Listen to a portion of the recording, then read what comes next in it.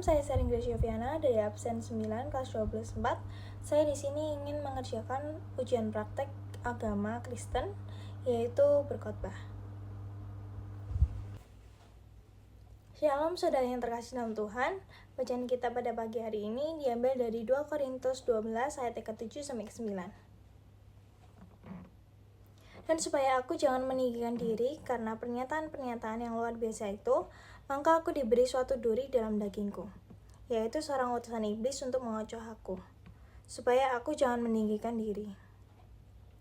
Tentang hal itu aku sudah 3 kali bersuruh kepada Tuhan, supaya utusan iblis itu mundur daripada aku. Tetapi jawab Tuhan kepadaku, cukuplah kasih karuniaku bagimu, sebab justru dalam kelemahanlah kuasaku menjadi sempurna. Sebab itu terlebih suka aku bermegah atas kelemahanku, supaya kuasa Kristus turun menaungi aku. Amin. Yang dapat kita pahami pada ayat 9 ini adalah jawaban Tuhan kepada Paulus, yang pada saat itu ia minta kepada Tuhan untuk duri dalam dagingnya diambil dari dalam dirinya.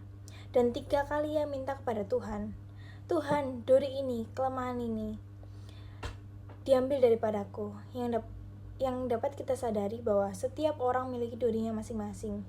Duri kita mungkin dalam bentuk penyakit, duri kita mungkin dalam bentuk pergumulan, duri kita mungkin dalam bentuk keluarga kita, dan berbagai macam hal. Dan durinya Paulus itu ada berbagai macam hal. Salah satunya seperti penyakit yang dialami, dan juga banyak sekali pada saat itu kita dapat tahu bahwa banyak pengajar-pengajar yang ingin menjatuhkan dia, tetapi dia itu berusaha untuk tetap setia kepada Tuhan dan melayani Tuhan. Dan kembali kita mengingat 3 kali dia minta kepada Tuhan, Tuhan tolong ambil duri ini.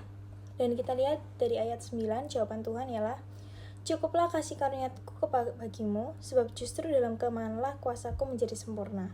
Sebab itu terlebih suka aku bermegah atas kelemahanku, supaya kuasa Kristus turun menaungi aku.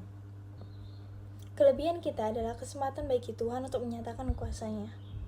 Nah, kalau Tuhan menyatakan kuasa-Nya, apa yang kita tidak pernah pikirkan dan tidak pernah timbul dalam hati kita, semua disediakan bagi kita.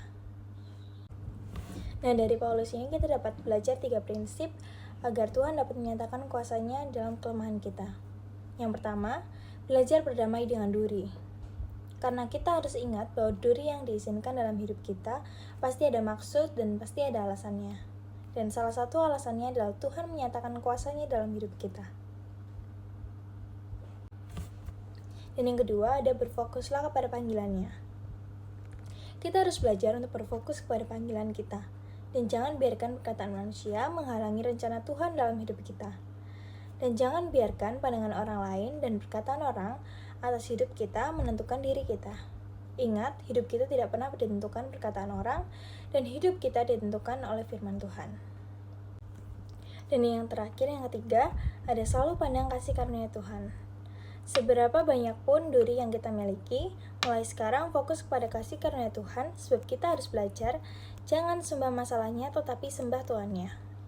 Semoga setelah kita melakukan 3 hal ini, kita dapat melihat kuasa Tuhan dinyatakan dalam kelemahan kita. Amin.